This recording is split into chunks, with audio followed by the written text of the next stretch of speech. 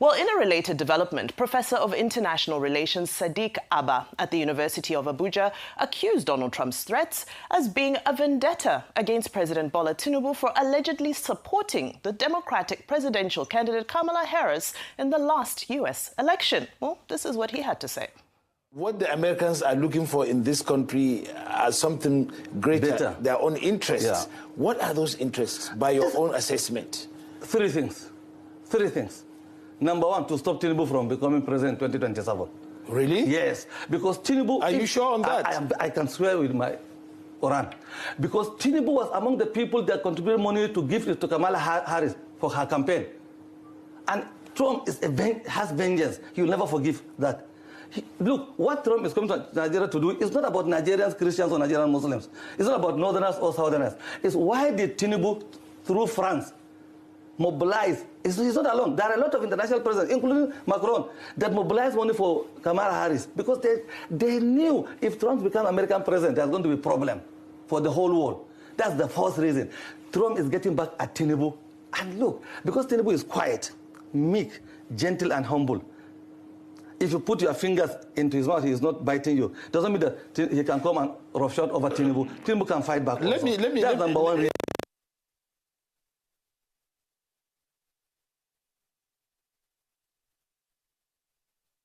All right, well, all manner of narratives are emerging. Meanwhile, Minister of FCT Nyesom Wike has also chimed in, stating that the strategy of fueling negative publicity towards the government of the day has been in use since the Goodluck Jonathan presidency. That's what I say. Is politics taking too far? The point is that I have always told everybody, in 2015, under Jonathan, people capitalized on these kind of things to take over power. It happened. Is it that are you suggesting that opposition is fueling this? It is very obvious, and I have said this. Now, the problem we have today is that by Mr. President's own nature of politics, you can see the collapse of the opposition. People will blame you for it. Well, I don't know how anybody will blame you. We'll get there. Because you have been referred to as one of the caretakers of the death of Undertakers. Undertakers. I will reply to that when he comes. You know me very well, Shehu. Now, the point I'm making is that it will be difficult for anybody. There are so many undercurrents going on. The opposition today has seen that, look, the way it is, no party is ready, no party is prepared to challenge the president's return to power. Now, what do? Should we allow him to just go in like that without challenges? We must do something. Well, one thing is certain, everybody is entitled to their own opinion and their own analysis of this situation. Dr. Abasi, I'll come to you. So many narratives are emerging out of this, and understandably so. Well, it's to be expected. There will always be conspiracy theories. There are those who have said, President Tinubu supported Kamala Harris. But I have not seen any concrete evidence. What I've seen is just conspiracy theory in that regard. But there are persons who say that part of the problem is that Nigeria is too close to China. That China, is doing all the mining contracts in Nigeria, and, we're not supposed to support China or relate with China in a multipolar world.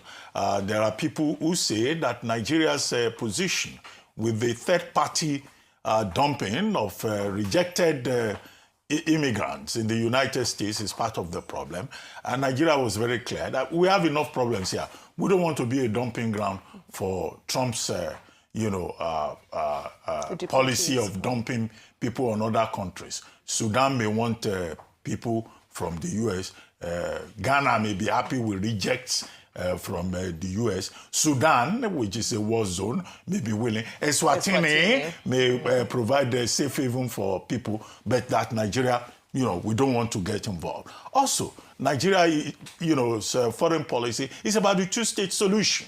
And Nigeria has been saying the people of Gaza, they deserve to be treated humanely as possible, in accordance with international customary law. Now, all of those things, there is nothing that Nigeria has done that is a violation of customary international law.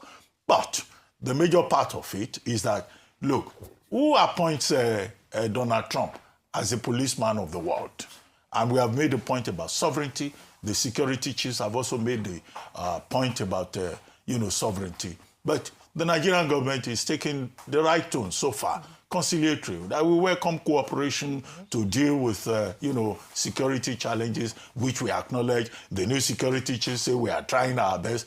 That's, probably the right tone to strike, not a provocative, tone that will further escalate the situation. And we should tell all the warmongers to be careful with, provoking people. Yesterday, I was saying, Professor Bolaji Akinyemi, right early in the day, he had warned that whatever President Tinubu does as president, he should just not go and confront Donald Trump. Anyway, that's another story for another forum. And now you have Mr. Nyesom Wike, Minister of the Federal Capital Territory, in an interview with Seun Okinbaloye, saying that no, it's the opposition that is behind this. It's the opposition that do not want